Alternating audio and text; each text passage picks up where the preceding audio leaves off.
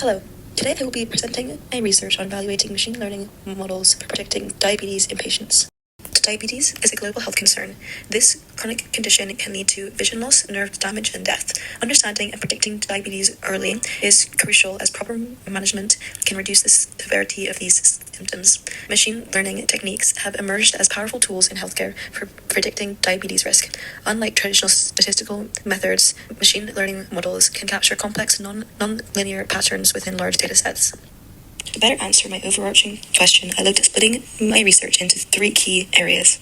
I have used the Behavioral Risk Factor Surveillance System dataset, a large-scale, health-related survey conducted annually. I used a subset of this containing over 70,000 records and with a 50-50 split of diabetes positive and negative cases. This includes 22 variables like age, BMI, blood pressure, and a binary variable for diabetes positive or negative. The 50-50 split of cases is beneficial for machine learning training, but doesn't reflect the real level of diabetes. Despite its utility, the dataset has some notable limitations. The artificially balanced 50-50 split does not reflect real-world distributions, where diabetes is significantly less common. Also, the dataset does not distinguish between type 1 and type 2 diabetes, despite the difference in healthcare indicator trends. However, type 2 diabetes accounts for 90 to 95 of all cases, so it's likely that the majority of diabetics in the dataset are likely type 2. To conduct my research, I decided to use 4 machine learning models. The logistic regression for its simplicity and interpretability, serving as a benchmark for comparison. Random forest and ensemble method, chosen for its ability to handle feature importance analysis. Gradient boosting and XGBoost are included due to their predictive capabilities and ability to use iterative learning for optimization. XGBoost is an optimized implementation of gradient boost, incorporating regularization and faster computations. Using both allows for comparative analysis.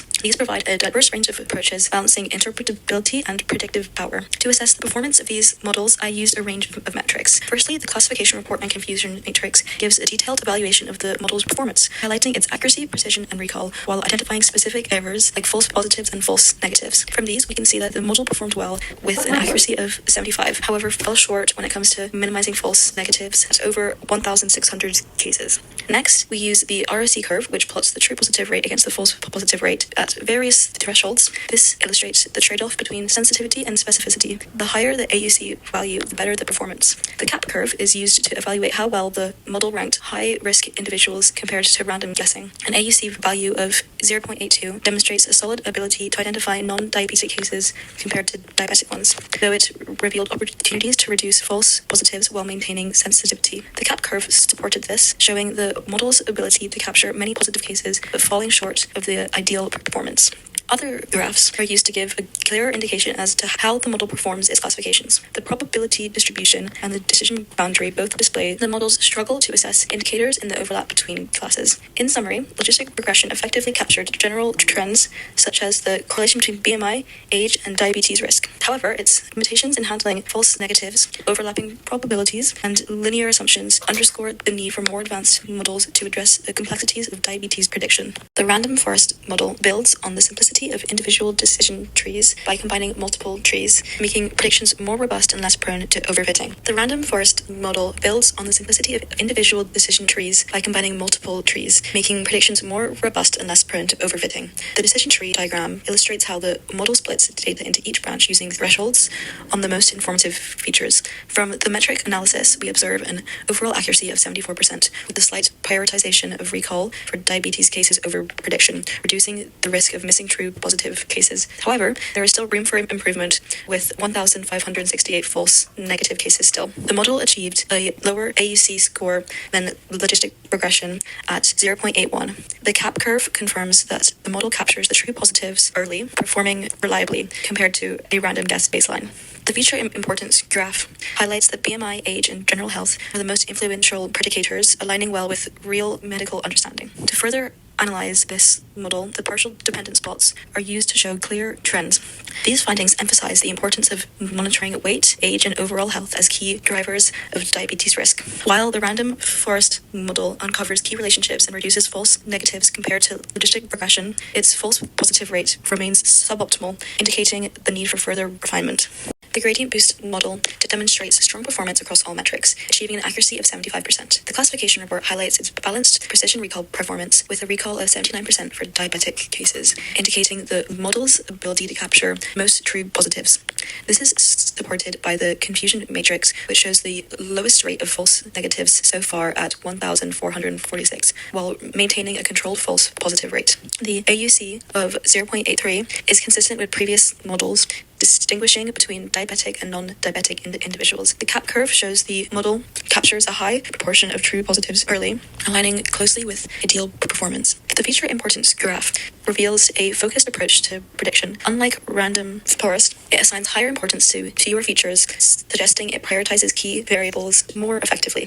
Further, the partial dependence plots illustrate how these top features influence predictions. These patterns are further validated by the sharp value plot, which provides feature-level explainability, confirming high blood pressure, general health, and BMI as the top contributors to positive predictions. In recap, gradient boosting achieves a strong balance of precision and recall, reducing false negatives without sacrificing overall accuracy. Its ability to focus on key predictors while maintaining interpretability makes it the most insightful model for identifying diabetes. I also employed XGBoost as it's a further implementation of gradient boost, thinking it would give me a better result. But I found that the result to be actually marginally worse than gradient boost in each metric. XGBoost incorporates additional features like regularization and more efficient handling of missing data, which can sometimes improve performance on complex datasets. As this dataset was relatively clean and well balanced, it did not offer any advantages. Moreover, the feature importance graph reveals that XGBoost heavily relies on high blood pressure, potentially leading to over-reliance on a single feature and reduced generalizability,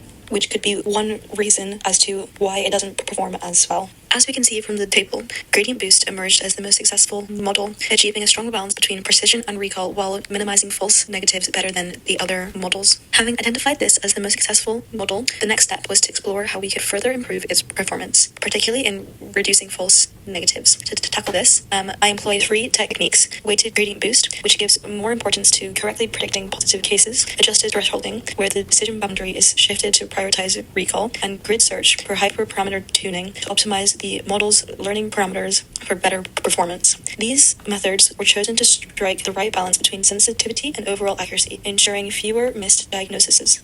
For the weighted model, I aimed to reduce false negatives by assigning higher weighting to the diabetic class. This successfully increased recall for diabetic cases by 90 to 91%, significantly improving the model's ability to capture true positives. However, this came at the cost of precision, which dropped to 67%, reflecting an increase in false positives. The confusion matrix highlights this trade-off, showing a substantial reduction in false negatives at 621, while significantly increasing false positives. Despite these changes, the ROC curve indicates that the model's overall discriminative ability remains consistent with an unchanged AUC of 0.83, emphasizing the effectiveness of weighting for improving recall without compromising overall performance.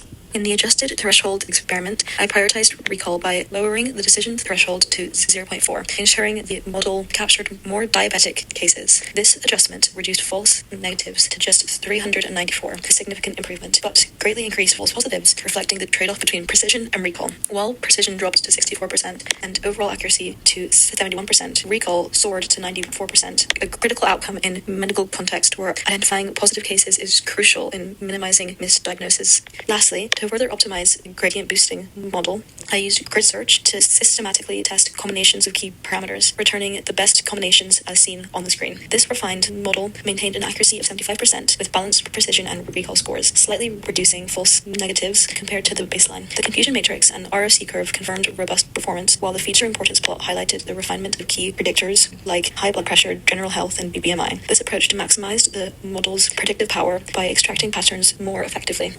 I concluded that the weighted gradient boost model was the best overall. Although it does not achieve the top results in any single category, it significantly reduces the number of false negatives without compromising the quality of diabetes negative predictions too much. In comparison, the adjusted threshold and the weighted model combined with the threshold, which I also computed, slightly improved diabetes positive prediction accuracy in comparison to the weighted model. Their ability to correctly classify negative cases dropped alarmingly close to a 50-50 split. This makes their prediction less reliable for distinguishing true negatives. The weighted model is thus the most practical choice for real-world applications where reducing false negatives is vital without overly inflating false positives. In this project, I explored a variety of techniques to improve diabetes classification using machine learning, focusing on reducing false negatives while maintaining balanced performance. By testing multiple models and optimization methods, the weighted gradient boost model emerged as the most effective, striking a crucial balance between accuracy and reliability for real-world applications.